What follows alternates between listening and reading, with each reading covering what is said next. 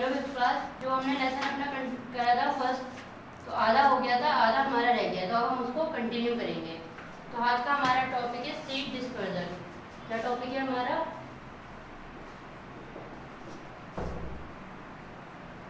Seed dispersal. ठीक है। Plants can not move from one place to another place, so if all seeds fall and germinate near the parent plant, they would not get enough sunlight, air, water, minerals and space to grow. क्या होगा जब एक पेड़ होता है, पेड़ तो एक जगह से दूसरी जगह नहीं जा सकता, लेकिन जो उसके बीज होते हैं अगर वो उसके लिए आसपास गिरे रहेंगे तो वो पूरी तरीके से बढ़ नहीं पाएंगे, ग्रो नहीं कर पाएंगे, क्योंकि ना उन्हें ना लाइट सही से मिलेगी, ना वाटर, ना जो चीज़ें ग्रो करने के लिए ज़रूरी होती हैं वो उन्हें नहीं मिल पाएंगी। तो इसी को कहते हैं डिस्पर्जल। अब वो कैसे होता है पहले हम ये पढ़ेंगे। Because of this many seeds would not survive. अगर उनको सही से हवा, पानी, सूरज की रोशनी नहीं मिलेगी तो वो बढ़ नहीं पाएंगे और पेड़ खत्म हो जाएंगे वहीं पे। तो nature has to scatter this seeds. The process of scattering of seeds of fruits away from the parent plant is called dispersal. तो डिस्पर्जल यही होता है कि एक पेड़ की जो सीड्स होती है, सीड्स किसे कहते हैं? बीज को।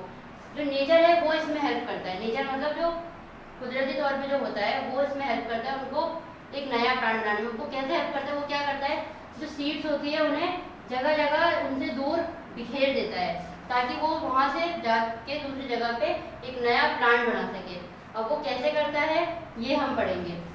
डिस्पर्जल इसी को कहते हैं कि मतलब बीजों के बिखराव को, नेचर की तरीके से जो बिखराव होता है उसे कहते हैं डिस्पर्जल, ताकि वो एक जगह से दूसरी जगह पर जाके एक नया प्लांट बना सके।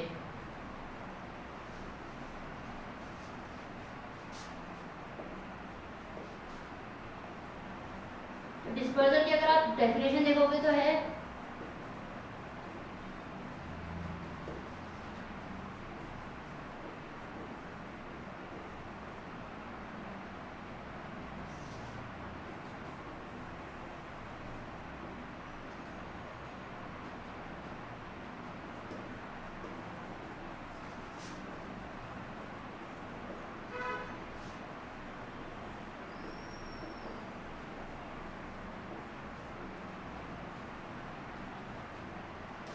तो ये है डिस्पर्जल की डेफिनेशन। लेकिन ये आपको कॉपी में नहीं करनी है, ये आपको समझने के लिए। आप इसको समझने के लिए बुक की हेल्प भी ले सकते हो। उसमें भी है कि the process of scattering of seeds from the parent plant is called dispersal.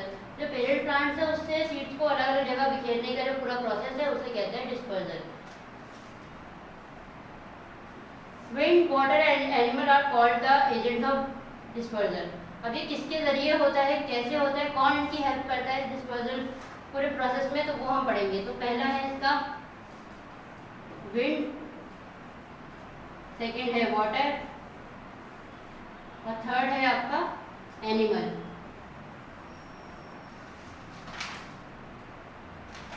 तो ये दो तीन चीजें हैं जिनकी मदद से डिस्पर्जल होता है और अलग अलग जगह पे नए नए प्लांट उग पाते हैं। तो पहला है आपका विंड। अब विंड कैसे मदद करता है, मतलब हवा कैसे मदद करती है डिस्पर्जल में, कैसे वो एक बीज को दूसरी जगह पे ले जाती है और कैसे एक नया प्लांट बनता है, पहले हम वो पढ़ेंगे। Some seeds are carried away from a new place by the wind. These seeds are very light in weight like seeds of orchid which are as light as dust. कुछ जो सीड्स होते हैं वो बहुत हल्के होते हैं और बहुत हल्के फुल्के होते हैं, जो आराम से हवा में उड़ के एक जगह से दूसरी जगह चले जाते हैं। जैसे कभी कभी आपने देखा होगा जिसको आप बुढ़े का बाल कहते हो ना, एक होता है व्हाइट कलर का होता है, उसमें बीच में से सीड्स होती है और ऐसे रेशे से निकले हुए होते हैं व्हाइट वाले, जिन्हें बच्चे आम वैसे वो कहते हैं, क्या कहते हैं, बुढ़े का बाल कहते हैं। क्योंकि वो क्या होता है, वो एक सीड होता है जो एक जगह से उड़ के दूसरी जगह जा रहा है ताकि वो वहां पे एक नया प्लांट बना सके।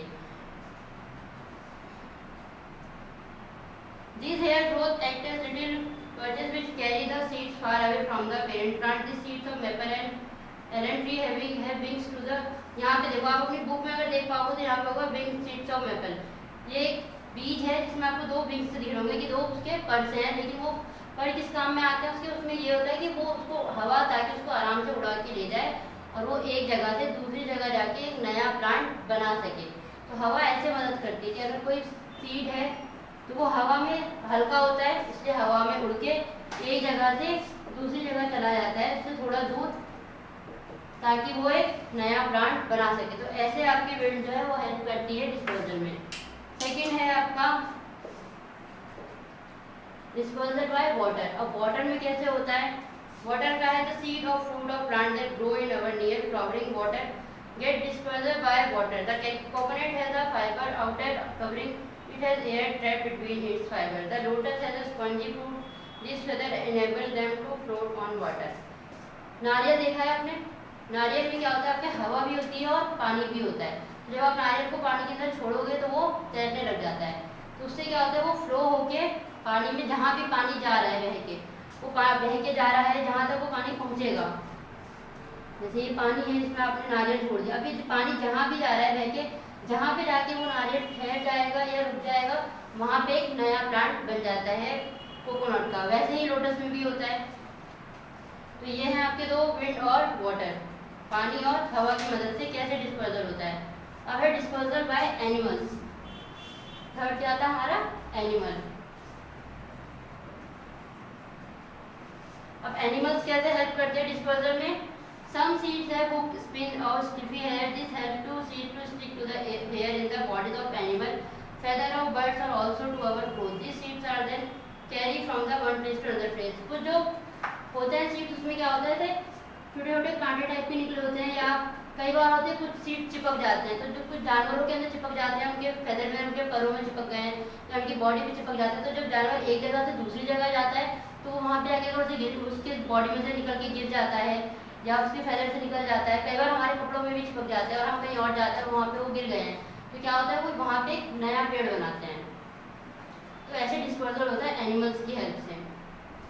Birds are some animal often swallow seeds with feeding on fruits such as berries. These seeds then come out their waste seeds. Seeds also get disappear when we eat fruits such as mango, papaya and melon and throw away the seeds.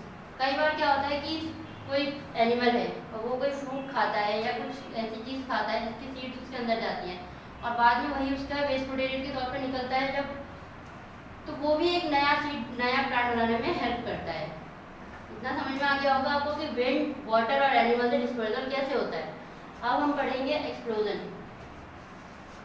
Disposal by explosion. Explosion से कैसे disposal होता है ये पढ़ेंगे हम। Some plants have pots that explode when the leaf and shoot out their seeds of distant place. Pea and bean plants also keep their seeds in pot. When seeds become ripe and the pod dries, it bursts open to scatter the pea in the bean seeds. कई बार आपने देखा होगा कई seeds होते हैं, जैसे कोई simple सा अगर हम एग्जांपल ले लेते हैं तो मटर का ले लेते हैं। मटर होती है कुछ इस टाइप की होती है, अंदर क्या होता है, मटर के दाने होते हैं और वो पूरा कवर होता है। तो जो ऐसे वाले फ्रूट्स होते हैं, जो पूरे जो ऐसे वाली चीज़ें होती हैं जो पूरी कवर्ड है, तो उसमें क्या होता है, वो धीरे धीरे चीज़ें अंदर बड़े होने लग जाते हैं। जैसे मटर के दाने होते हैं तो ये धीरे धीरे क्या होंगे, बड़े होंगे, और एक टाइम पे क्या होगा, जब ये बहुत बड़े हो जाएंगे तो ये फट जाएगा, और फटने से क्या होता है, जो उसके छोटे छोटे बीज होते हैं वो जगह जगह सब में बिखर जाते हैं, और उससे क्या होता है, उसके बिखराव से क्या होता है, एक नया प्लांट बनता है। तो ये है डिस्पोजल बाय एक्सप्लोजन। 4 तरह के आपने पढ़े कि विंड से कैसे होता है, वाटर से कैसे होता है, एनिमल से कैसे होता है और एक्सप्लोजन से कैसे होता है। ये अब इतना आपको समझ में आ गया। अब हम आगे पढ़ेंगे। अब हमारा नेक्स्ट टॉपिक है reproduction from different parts of plants. Reproduction का मतलब होता है एक चीज़ से दूसरी नई चीज़ बनाना। अब पार्ट्स ऑफ प्लांट मतलब जो पार्ट्स ऑफ प्लांट्स के जो पार्ट्स होते हैं उनसे रिप्रोडक्शन कैसे होता है वो हम पढ़ेंगे। In most plant new plant grow from seeds. बहुत सारे प्लांट में क्या होता है, एक प्लांट से दूसरा प्लांट कैसे बनता है, उसकी सीड से बनता है, उसकी बीज से बनता है। लेकिन in some case however new plants can also grow from different part of the parent plant such as root, leave और स्टेम। लेकिन कई प्लांट्स में ये होता है कि उनको सीड्स की जरूरत नहीं होती, उनके जो और पार्ट्स होते हैं वो भी मदद करते हैं एक नया प्लांट बनाने में। जैसे हमारा रूट है, जड़ें होती हैं, जो पत्ते होते हैं, जो तने होते हैं, स्टेम होता है आपका, वो सब मदद करता है एक नया प्लांट बनाने में। अब वो कैसे करते हैं हम ये पढ़ेंगे। तो रिप्रोडक्शन क्या है ये आपको समझ में आ गया होगा।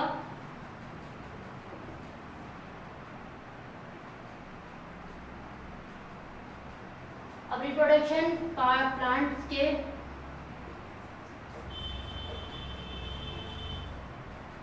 ये आपका प्लांट है, अब इनके किन किन पार्ट से होता है वो हम पढ़ेंगे।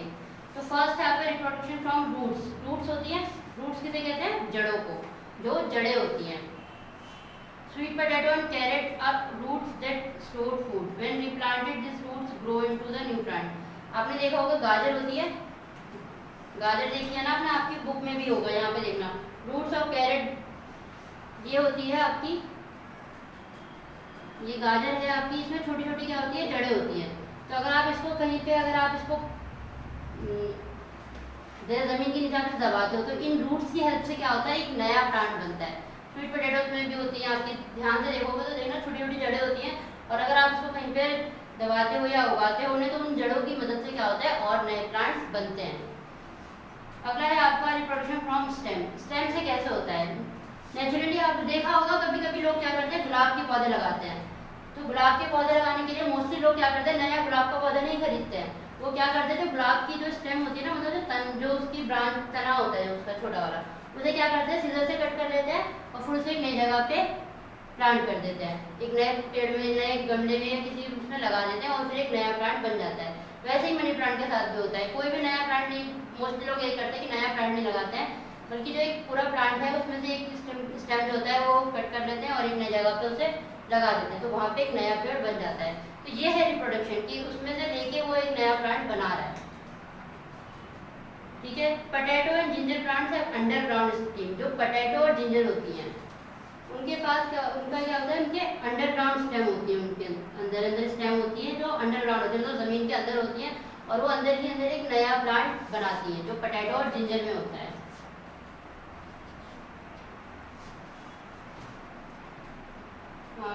When a portion of the stem is planted in the soil, new plant grow from this, but onion and garlic plants have underground stem called bulb. जो ओनियन और प्याज का जो होता है पेड़, सॉरी पेड़ नहीं होता, वो तो जमीन में होती है, तो अंदर अंदर जो उनकी स्टेम होती है जिससे नया पेड़, नई चीज बनती है, उसको क्या कहते हैं, जो छोटे छोटे स्टेम होते हैं उनके अंदर, जिनके जरिए एक नई ओनियन बनता है या गार्लिक है या पोटैटो है या कोई भी ऐसी चीज़ जब नए तरीके से बनती है, उन्हीं छोटे छोटे स्टेम की मदद से बनती है। तो जो छोटे छोटे स्टेम अंडरग्राउंड होते हैं उन्हें कहते हैं बल्ब्स। क्या कहते हैं, बल्ब्स कहते हैं। अब लास्ट है आपका रिप्रोडक्शन फ्रॉम लीव्स। अब लीव्स से कैसे रिप्रोडक्शन होता है वो हम पढ़ेंगे। In some plant such as bryophyllum new plant grow from the leaves. यहाँ पे आपको दिखा रखा होगा, जिनके पास बुक है वो बुक में देखेंगे पेज नंबर 9 पे, तो यहाँ पे आपको एक ब्रायोफॉरम की लीव दिखा रखी है। इसमें क्या होता है, जब ये लीव टूट के कहीं पे गिर जाती है, ये लीव है आपकी, अगर ये टूट के कहीं पे गिर गई है और ये अगर जमीन के नीचे दब जाती है या आप इसे गिर जाती है, तो इसके ऊपर छोटे छोटे नए प्लांट अपने आप उगने लग जाते हैं। तो ऐसे होता है रिप्रोडक्शन किसी पार्ट्स की मदद से, प्लांट्स के पार्ट्स की मदद से जो रिप्रोडक्शन होता है वो इस तरीके से होता है कि जैसे आपने अभी पढ़ा, रूट्स की मदद से कैसे होता है, स्टेम से कैसे होता है और लीव से कैसे होता है। होप्स हो कि आपको समझ में आ गया होगा। अगर आपको कुछ समझ में नहीं आता है तो आप अपनी बुक की हेल्प भी ले सकते हो और आप मुझसे भी पूछ सकते हो। कोई काम नहीं दिया है इसमें अभी, आपका भी काम यही है कि आपको ये सारी चीज़ें बहुत अच्छे से समझनी है ताकि ये आपको बहुत अच्छे से समझ में आ जाए। ठीक है, थैंक यू।